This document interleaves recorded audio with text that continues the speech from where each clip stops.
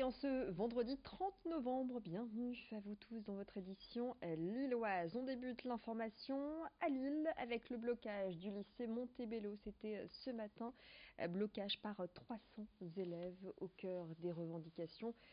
Parcoursup et son système d'admission après le bac, des lycéens qui se disent contre la sélection à l'entrée de l'université. Voilà pour ce lycée Montebello, donc bloqué en ce vendredi matin. Avec les fêtes de fin d'année, les stocks de sang risquent de baisser. Chaque année en cette période, la Maison du Don à Lille lance un appel aux dons pour mobiliser les donneurs, même pendant les fêtes, d'autant plus que c'est une période accidentogène et les besoins sont croissants. La Maison du Don de Lille est le premier site de prélèvement de France avec plus de 40 000 dons réalisés chaque année, des dons de sang mais aussi de plasma ou encore de plaquettes. Dans la région, l'établissement français du sang Nord de France compte 8 sites de prélèvement comme à Dunkerque, Valenciennes, Arras ou encore Lens. Le docteur Renard nous en dit plus sur les différents moyens de donner son sang au micro de Xavier Silly. Tous les donneurs sont les bienvenus, évidemment, aussi bien sur notre littoral, sur la côte, que dans les grandes villes, les sites fixes, comme ici à Lille, la Maison du Don, ou alors ce que nous appelons les collectes mobiles, donc dans les villes, dans les salles des fêtes, dans nos camions de l'EFS. Donc vraiment, à tous les niveaux, au niveau départemental, régional, tous les donneurs sont vraiment les bienvenus. Ces périodes de fête sont un moment critique. Pourquoi il y a beaucoup de gens qui se déplacent, les accidents augmentent. Sachez que la Banque alimentaire lance aujourd'hui sa campagne d'hiver. Ce vendredi, les bénévoles sont postés dans les supermarchés de notre région pour une grande collecte.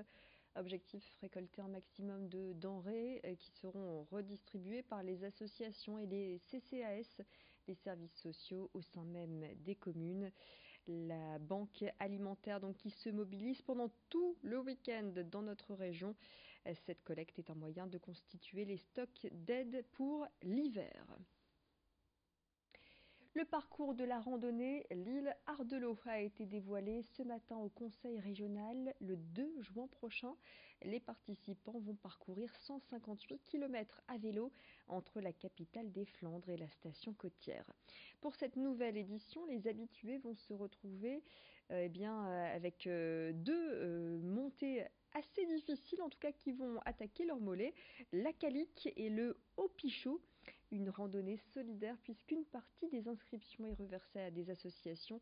Cette édition 2019 se fera en faveur des petits frères des pauvres. La région, elle participe à hauteur de 15 000 euros.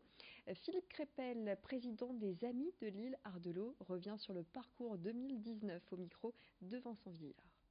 Chaque année, nous varions les plaisirs et que cette année, deux grandes difficultés que nous retrouvons, que nous avions abandonné il y a 3 ans, c'est-à-dire la Calique et le célèbre Haut-Pichot, qui a fait un peu l'histoire de Lille-Ardelot, la légende de Lille-Ardelot. Les ingrédients de Lille-Ardelot, ils sont simples. C'est moins de 160 km, c'est 1350 km de dénivelé, positif maximum, mais la région est tellement riche dans sa deuxième partie, en particulier dans le Boulonnais, que nous arrivons à avoir au moins 5 ou 6 parcours types.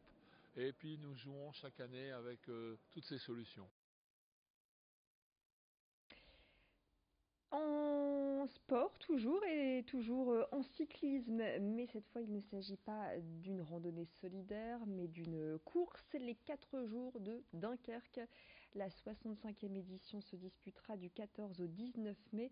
Au programme 6 étapes et un total de plus de 1000 km à parcourir.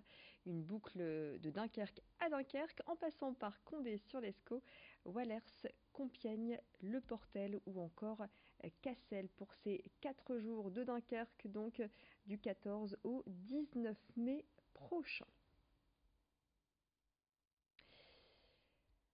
Dimanche dernier, elle a été couronnée Miss Curvy Nord-Pas-de-Calais. En mars prochain, Flora Ramirez représentera la région au concours national.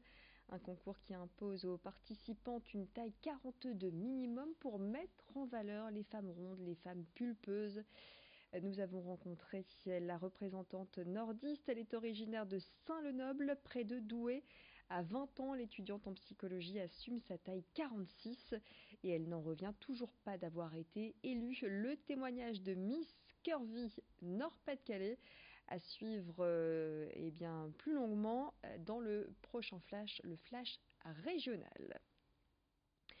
Et puis je vous propose, avant de se quitter, des images lumineuses. L'île Grand Palais a lancé hier soir un son et lumière à l'occasion de présenter son dernier investissement, des illuminations qui viendront désormais mettre régulièrement un peu de gaieté du côté de l'île Grand Palais et en tout cas d'illuminer le bâtiment le soir. Voyez plutôt le résultat.